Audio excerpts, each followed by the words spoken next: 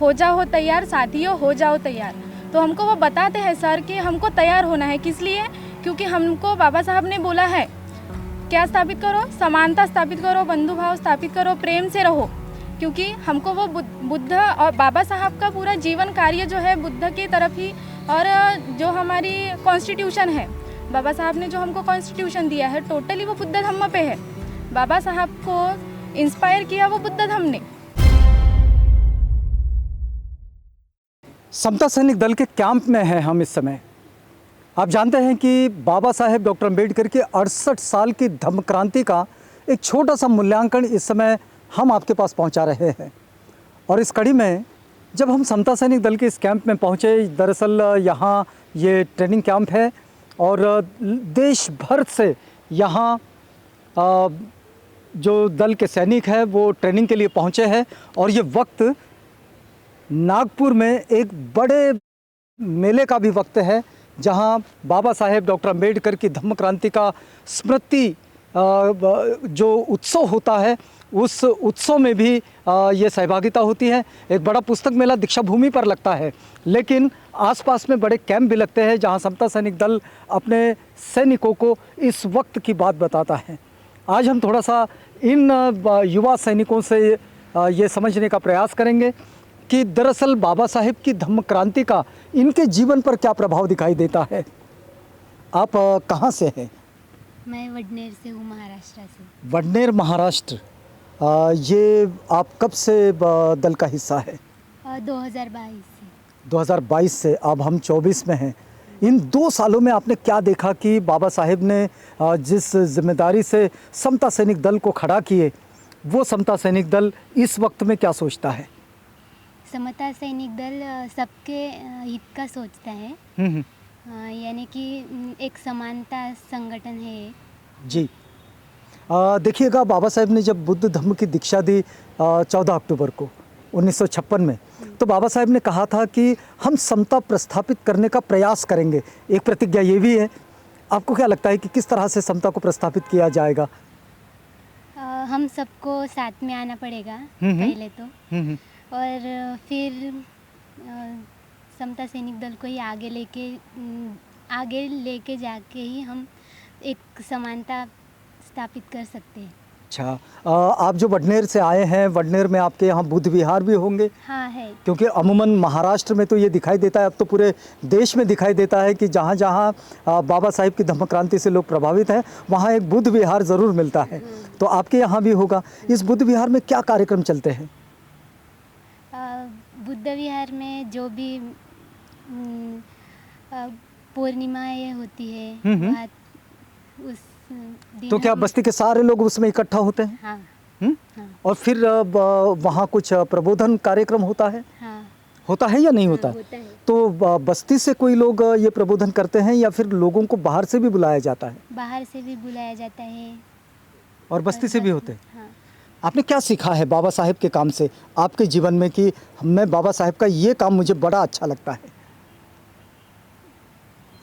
इस संगठन में आना ही मुझे बहुत, इस संगठन में आना बड़ा अच्छा लगता है, क्योंकि समता सैनिक दल ये बाबा साहेब का वो संगठन है जिस संगठन के द्वारा बाबा साहेब एक अनुशासित व्यवस्था को निर्माण करना चाहते हैं, और इसलिए यहाँ आना ही अच्छा लगता है। आप कहाँ से हैं?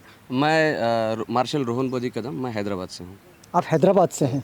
बहुत अच्छी हिंदी आप बोलते हैं और हैदराबाद से है। बहुत कम लोग ऐसे होते हैं जो साउथ इंडिया में हिंदी इतनी स्पष्ट बोलते हैं। आप वहाँ की लोकल लैंग्वेजेस में बाबा साहेब के विचार को लेकर जाते होंगे, उनको समझाते होंगे। आप कैसा प्रभाव देखते हैं बाबा साहेब के काम का वहाँ पर?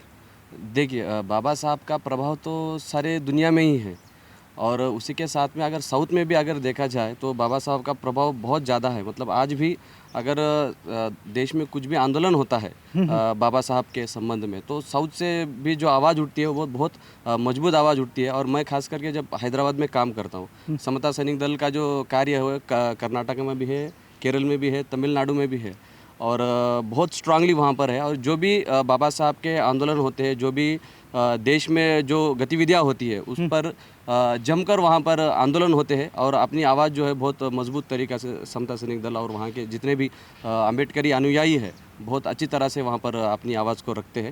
यानी एक तरह की अवेयरनेस जो है मतलब बाबा साहब की दीक्षा के बाद में 1956 के बाद में यानी बाबा साहब ने जो अपेक्षा की थी कि हमारे जो लोग हैं, हमारे जो वर्ग है कि अपने अधिकार के लिए खड़ा उठेगा, जब भी अपने अधिकार का हनन का जब आता है देश में तब हमारा जो बंदा है, हमारा जो अम्बेडकराइट युवा है वो खड़ा उतरेगा। इसी जो बाबा साहब की जो इच्छा तो ये स्थिति दिखाई देती है वहाँ? हाँ बिल्कुल दिखाई देती है। अच्छा, एक दूसरी बात बताइए कि बाबा साहेब ने जो धम्म क्रांति की है 1956 में, ये धम्म क्रांति का कितना प्रभाव देखते हैं आप साउथ इंडियन स्टेट्स में?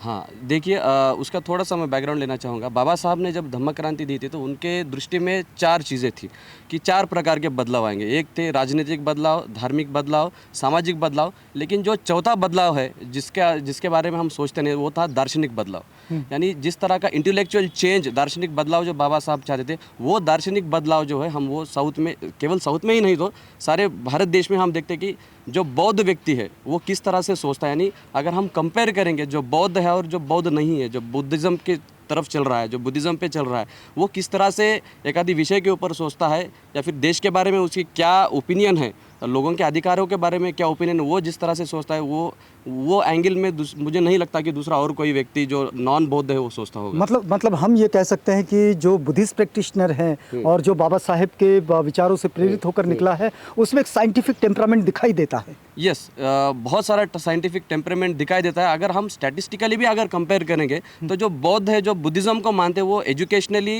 एम्प्लॉयमेंट वाइज और अवेयरनेस वाइज और बहुत सी चीज़ों में जो है वो बहुत आगे है कंपेरेटिवली विथ नॉन बुद्धिस्ट। वो असर जो है बाबा साहब के धम्म क्रांति का ही असर है, क्योंकि वो लोग हैं, उनके कोई ना कोई पूर्वज जो है वो 56 की धम्म क्रांति में वहाँ पर शामिल थे और उनका जो असर है उनके जीवन पे पड़ा है। इसलिए जो हम बौद्ध को देखते हैं तो वो हर चीज़ में सबसे आगे चल रहे हैं। जी, आप कहाँ से? सर्वांना माझा जय भीम। मी कामठीमधून आहे। कामठी महाराष्ट्र। कामठी महाराष्ट्र। अच्छा, मतलब ये तो नागपुर से जुड़ा हुआ इलाका है और कामठी को इस बात के लिए भी पहचानते हैं, जहाँ तक हम याद कर पा रहे हैं कि यहाँ से जय भीम की उद्घोषणा आई है ना, बाबू हरदास एलन के द्वारा। आप क्या पढ़ते हैं? मैं 8th क्लास में हूँ और जैसे कि मैं तो मतलब कि नॉर्मली पढ़ाई कर रही हूँ 8th क्लास की, और मैं एक सामाजिक संगठन से जुड़ी हूँ, वो है समता सैनिक दल। और समता सैनिक दल ऐसा संगठन है जिसमें समानता रहती है, उसमें कोई भेदभाव नहीं होता है। और जैसे कि ये आम्बेडकरी आंदोलन के भी कार्य से जुड़ा है। अच्छा, लेकिन आपके यहाँ कामठी तो ये आंदोलन का ही शहर है। कामठी में बुद्ध विहार की तरफ आपका जाना होता होगा? Yes sir. आपके आसपास भी बुद्ध विहार होंगे? Yes sir. इन बुद्ध विहारों में किस तरह का कार्य चलता है? जैसे कि बुद्ध पूर्णिमा 14 अप्रैल और सम्राट अशोक जयंती के बारे में भी आते हैं और उसके बारे में कुछ बताया भी जाता है, और आम्बेडकरी राइट और बुद्धिज़्म के भी बारे में बताया जाता है। आपके जीवन को ये सब चीज़ें कितनी प्रभावित करती है? मैं तो यहाँ पे डेवलप हो गई हूँ और मुझे समता सैनिक दल से एक ऐसा लगाव हो गया है कि ऐसा लगता कि समता सैनिक दल से कभी भी मतलब कि जुड़े रहो उससे। समता सैनिक दल से यहाँ से आप क्या सीखते हैं? मैं यहाँ से सीखती हूँ जैसे कि मी एक शिकली आहे, शिस्त शिकली आहे इथे येऊन, आणि मी आधी अशीच होती, आता माझ्यामध्ये एक शिस्त निर्माण झालेली आहे। शील और अनुशासन, ये 2 चीज़ें बाबा साहेब बुद्ध और उनका धम्म में इस बात को बहुत ताकत से लिखते हैं कि केवल पढ़ने से काम नहीं चलेगा। अगर पढ़े लिखे लोगों के पास पढ़ाई के साथ यदि शील नहीं होगा तो वो पढ़ाई व्यर्थ ही हो जाएगी और इसका कोई खास अर्थ नहीं होगा। तो शील भी बड़ा महत्वपूर्ण है और शील और अनुशासन ये समता सैनिक दल के 2 ऐसे खंभे हैं कि जिस पर ये सैनिक खड़ा होता है। बाबा साहेब का ये जो कारवां 1956 में बाबा साहेब ने दीक्षा दे दिया और 1956 में ही उनका प्रयाण भी हो गया, लेकिन उसके बाद ये जो 68 साल का वक्त है, इस वक्त में इस पीढ़ी ने भी बाबा साहेब के उस वक्तव्य को, उस आदेश को, उस सीख को अपने दिलो दिमाग पर रखा है और अपने जीवन में अंगीकार कर लिया है। समता सैनिक दल के इस कार्य में इसका एक छोटा प्रतिबिंब हम इस समय देख रहे हैं। आप कहाँ से हैं? मैं कामठी से हूँ। आप भी कामटे से हैं? आप दोनों साथ साथ हैं? कामटे में कहाँ रहते हैं आप? मैं रमानगर कामठी। अच्छा, यदि मैं आपसे समझना चाहूँ कि कामठी ये जो आंदोलन का शहर है और इस आंदोलन के शहर से जो लड़की समता सैनिक दल का एक सैनिक के रूप में अपने आप को खड़ा करती है, तो वो समता सैनिक दल से क्या अपेक्षाएं रखती है? समता सैनिक दल एक आप मराठी में भी बोल सकते हैं। समता सैनिक दल एक ऐसा संगठन है जो सारे लड़कों हो या लड़की हो उन सबको मतलब समान दर्जा देता है और वहाँ से हमें बहुत कुछ सीखने को मिलता है। जैसे फिज़िकल एक्टिविटीज़ हो गई, सेल्फ डिफेंस या फिर बौद्धिक होता है, उनसे हमें बहुत कुछ सीखने के लिए मिलता है। आपको क्या लगता है कि इस समय अपने अधिकारों की रक्षा की लड़ाई का एक बहुत बड़ा चैलेंज भी सामने खड़ा है? ऐसी स्थिति में समता सैनिक दल से आप क्या सीखते हैं? समता सैनिक दल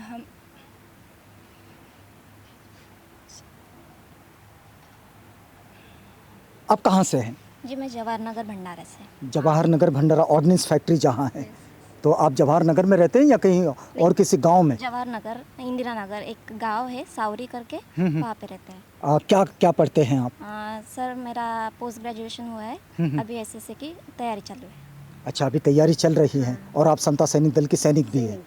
एक बात हम आपसे समझने का प्रयास करेंगे कि भंडारा ये क्षेत्र भी बाबा साहेब के आंदोलन का क्षेत्र माना जाता है। ये भंडारा क्षेत्र में बाबा साहेब की इस धम्म दीक्षा का क्या प्रभाव दिखता है आपको? धम्म दीक्षा का प्रभाव तो वो तो मतलब एक समानता कैसे लाना है, वो मैं देखती हूँ भंडारा में। तो जैसे हमारे गांव में समता सैनिक दल का जो हाथ है वो उसमें एक मार्शल कैसा तैयार होता है। जैसे हम यहाँ पे आए, बाबा साहब ने हमें 25 नवंबर 1926 को समता सैनिक दल ये दिए हैं। तो उन्होंने ये चळवळ तो दी है, लेकिन इनको आगे कैसे लेके जाना है, ठीक है। तो इसीलिए हम सभी मार्शल मतलब हमसे बड़े जो मार्शल वगैरह है उनको सीख के हम आज यहाँ पे आए हैं और हम अपने तो आपको क्या लगता है कि बाबा साहेब का ये कारवां कैसे आगे बढ़ाया जाएगा? तो ये छोटे बच्चे हैं, ये हमारी अगली पीढ़ी है। तो आज हमें देखकर वो सीखना चाहिए। तो पहले हम स्ट्रांग बनेंगे, जैसे हम समाज का कार्य करेंगे तो पहले खुद को डेवलप करना पड़ेगा, फिर समाज को डेवलप करना पड़ेगा। तो ये यहाँ पे सिखाया जाता है। और आजकल देखते हैं ये आपका ये जो पूरा काम है, अपने आप को डेवलप करना, अपने आप को अनुशासित बनाना, अपने आप को शिक्षित करना, इसमें बुद्ध धम्म का कितना प्रभाव दिखाई देता आपको? बुद्ध पहली बात तो यहाँ पे शिस्त, संयम और सत्य ऐसा बताया गया है और वो हम उसका पालन भी करते हैं। और ये समता सैनिक दल एक नैतिकता की पाठशाला है। तो ये बुद्ध धम्म जैसे हम रोज प्रतिज्ञा लेते हैं, जैसे बुद्ध ने हमें पंचशील दिए, अष्टांगिक मार्ग दिए, उनको भी फॉलो करके ये हम सब यहाँ पे ये करते हैं। मतलब बुद्धिज़्म के साथ मिलकर अब ये काम आगे बढ़ रहा है। आप कहाँ से हैं? मैं भंडारा से हूँ। अच्छा, आप भी भंडारा से हैं। कब आ गए हैं आप यहाँ? हम 6 तारीख को ही आ गए थे, फर्स्ट डे को ही। ये जो आप भंडारा में बाबा साहेब का आंदोलन जैसा देख रहे होंगे, उस आंदोलन में बुद्ध धम्म का कितना प्रभाव दिखता है? बुद्ध धम्म का सबसे बड़ा प्रभाव भंडारा में दिखता है हमको। जैसे कि समानता है, जैसे कि कोई झगड़े भी करे तो हम उससे जाके सवाल जवाब नहीं करेंगे, ठीक है। उसका जैसे कि बुद्ध ने हमको बताया है कि झगड़ा करने से उसका मतलब हल नहीं निकलता। उसको क्रोध का जो हमको उपाय करना चाहिए वो है उसका दया, भाव, प्रेम, हम उससे ही कर लेते हैं सब कुछ। मतलब सामंजस्य से आपसी विवाद को आप सुलझा लेते हैं? हाँ, आपसी विवाद में हम खुद को सुलझा लेते हैं। क्रोध से क्रोध और बढ़ता जाता है सर। तो बुद्ध हमको कहते हैं कि क्रोध को क्रोध से नहीं हराया जा सकता। क्रोध को हम प्रेम से, बंधु भाव से, समानता से मिटा सकते हैं। हम वो प्रयास ज़रूर करते हैं। और जैसे समता सैनिक दल में हम आए तो हमको पता था कि बाबा साहब ने हमको एक संगठन दिया है। बाबा साहब क्या बोलते थे कि मैं तो कल चला जाऊंगा, पर मेरे लोग बुद्ध धम्म का पालन करेंगे और इस धम्म को जैसा मैं चाहता था मैं रहूँ या ना रहूँ, धम्म को मेरे लोग सब लोगों तक पहुंचाएंगे। हम वो काम करते हैं। जैसे कि हम अभी समता सैनिक दल में आए, सुबह सुबह हम बुद्ध वंदना लेते हैं। बुद्ध वंदना के बाद हम कुछ एक्टिविटीज़ लेते हैं, पर उसके पहले हम स्मृति गीत लेते हैं। जैसे कि हम हमारे सर रोहन बोधी सर हमको सुबह सुबह सॉन्ग्स बताते हैं। तो सॉन्ग्स में बताते हैं कि सबसे पहला गाना होता है वो कि क्या गाना होता है वो, हो जाओ तैयार साथियों, हो जाओ तैयार। तो हमको वो बताते हैं सर कि हमको तैयार होना है। किस लिए? क्योंकि हमको बाबा साहब ने बोला है क्या स्थापित करो, समानता स्थापित करो, बंधु भाव स्थापित करो, प्रेम से रहो। क्योंकि हमको वो बुद्ध और बाबा साहब का पूरा जीवन कार्य जो है बुद्ध की तरफ ही, और जो हमारी कॉन्स्टिट्यूशन है, बाबा साहब ने जो हमको कॉन्स्टिट्यूशन दिया है टोटली वो बुद्ध धम्म पे है। बाबा साहब को इंस्पायर किया वो बुद्ध धम्म ने। बाबा साहब के पिताजी कबीरपंथी थे, पर बाबा साहब को उस पर ट्रस्ट नहीं था।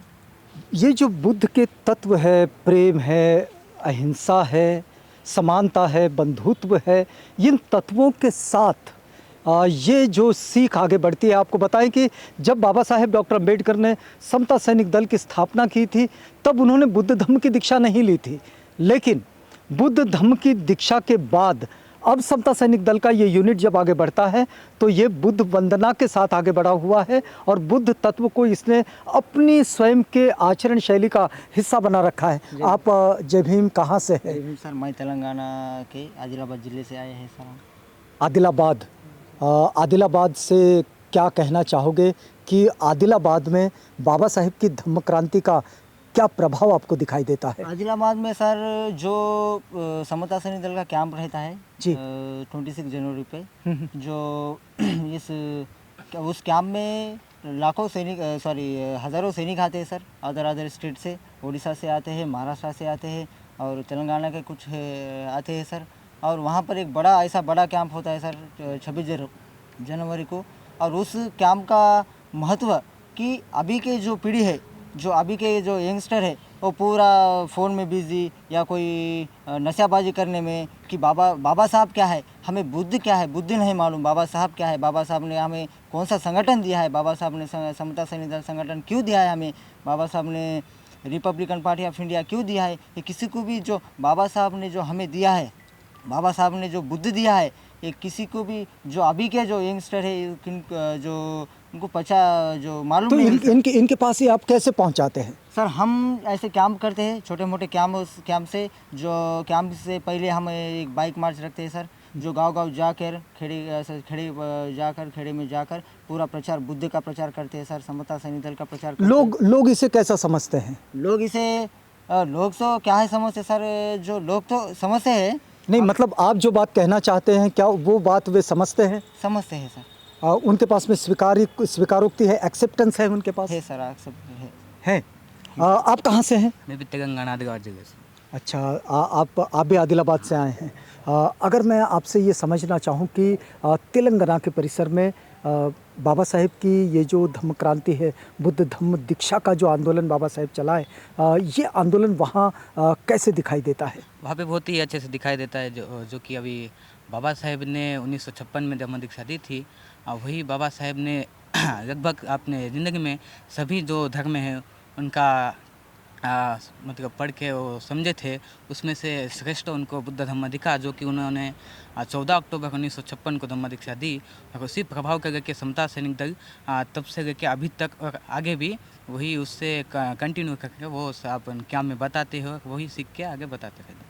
चलिए, बहुत धन्यवाद। इस समय हम लोग समता सैनिक दल के कैंप में इन सैनिकों से बातचीत कर रहे हैं और यहाँ हम देखें कि एक भिक्षु भी यहाँ हैं।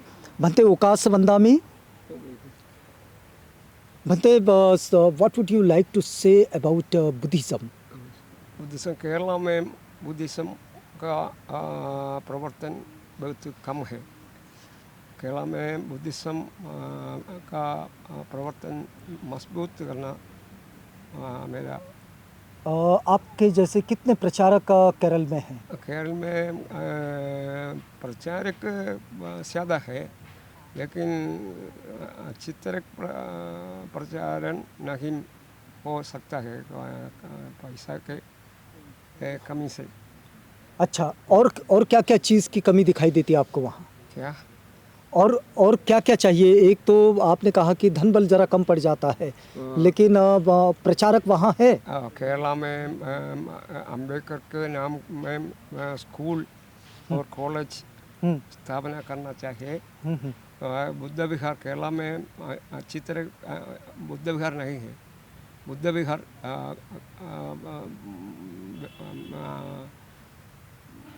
कंस्ट्रक्ट करना चाहिए।